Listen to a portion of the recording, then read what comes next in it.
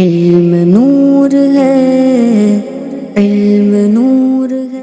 بسم اللہ الرحمن الرحیم، الصلاۃ والسلام علیک یا رسول اللہ وعلی آلک واصحابک یا حبیب اللہ۔ نصاب الصرف سبق نمبر 5، ہفت اقسام کا بیان۔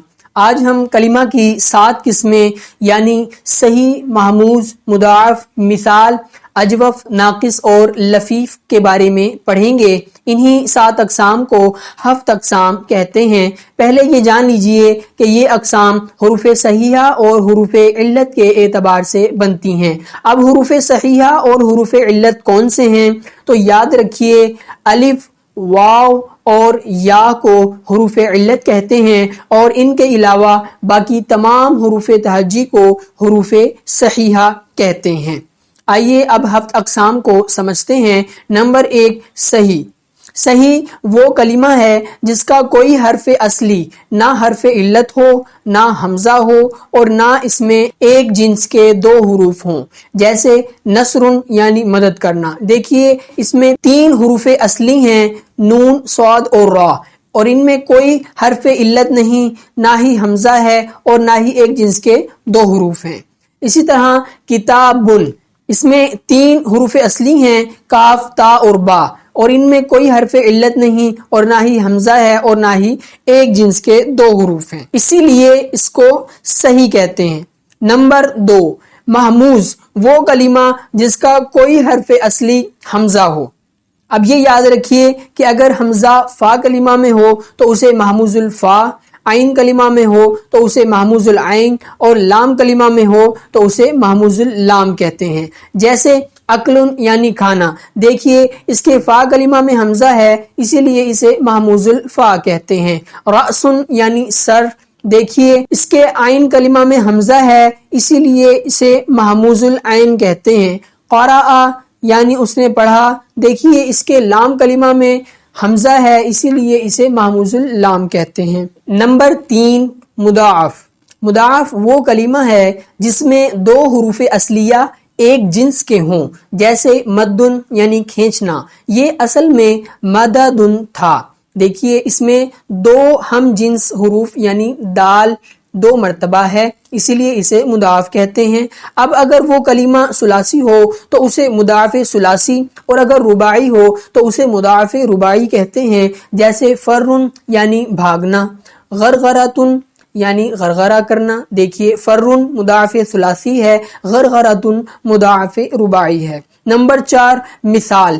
مثال وہ کلمہ ہے جس کا فا کلمہ حرف علت ہو، اسے معتل الفا بھی کہتے ہیں۔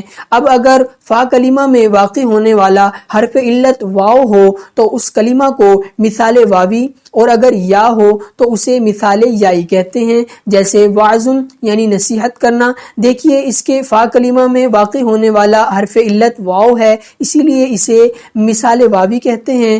اسی طرح یتیمن، دیکھیے اس کے فا کلمہ میں واقع ہونے والا حرف علت یا ہے، اسی لیے اسے مثال یائی کہتے ہیں۔ نمبر 5، اجوف۔ اجوف وہ کلمہ ہے جس کا عین کلمہ حرف علت ہو، اسے معتل العین بھی کہتے ہیں۔ اب اگر عین کلمہ میں واقع ہونے والا حرف علت واو ہو تو اس کلمہ کو اجوف واوی، اور اگر یا ہو تو اسے اجوف یائی کہتے ہیں۔ جیسے صومن یعنی روزہ رکھنا، غیبن یعنی غائب ہونا۔ نمبر 6، ناقص۔ ناقص وہ کلمہ ہے جس کا لام کلمہ حرف علت ہو، اسے معتل اللام بھی کہتے ہیں۔ اب اگر لام کلمہ میں واقع ہونے والا حرف علت واو ہو تو اس کلمہ کو ناقص واوی، اور اگر یا ہو تو اسے ناقص یائی کہتے ہیں۔ جیسے عفون یعنی معاف کرنا، مشیون یعنی چلنا۔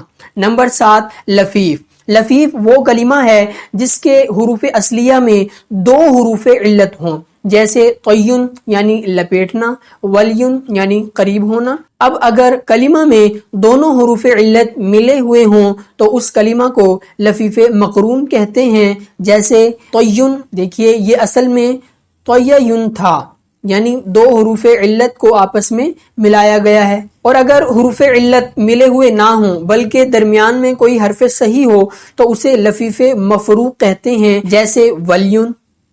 الحمدللہ 7 اقسام مکمل ہوئی. ان 7 اقسام کو ایک فارسی شعر میں بھی بیان کیا گیا ہے اور وہ شعر یہ ہے: صحیح است و مثال است و مضاف، لفیف و ناقص و محموز و اجوف. یہ بھی یاد رکھیے کہ بعض صرفین ان اقسام کو 10 شمار کرتے ہیں، یعنی صحیح، محموز الفا، محموز العین، محموز اللام، مثال، اجوف، ناقص، لفیف مقرون، لفیف مفروق اور مضاف. ان 10 اقسام کو وہ 10 اقسام کہتے ہیں. اور بعض حضرات ان اقسام میں مضاف کو 2 شمار کرتے ہیں، یعنی مضاف ثلاثی اور مضاف رباعی.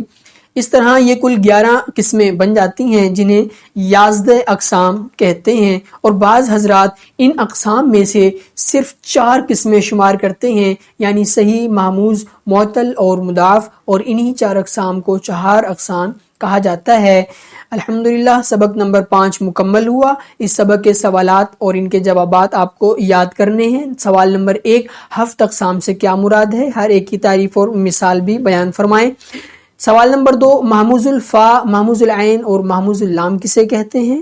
مضاف ثلاثی اور مضاف رباعی سے کیا مراد ہے؟ مثال واوی اور مثال یائی کیا ہیں؟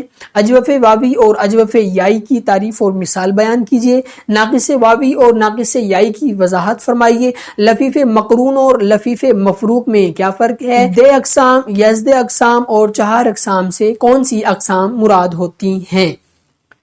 اگلے سبق تک کے لیے اجازت دیجیے. اللہ حافظ.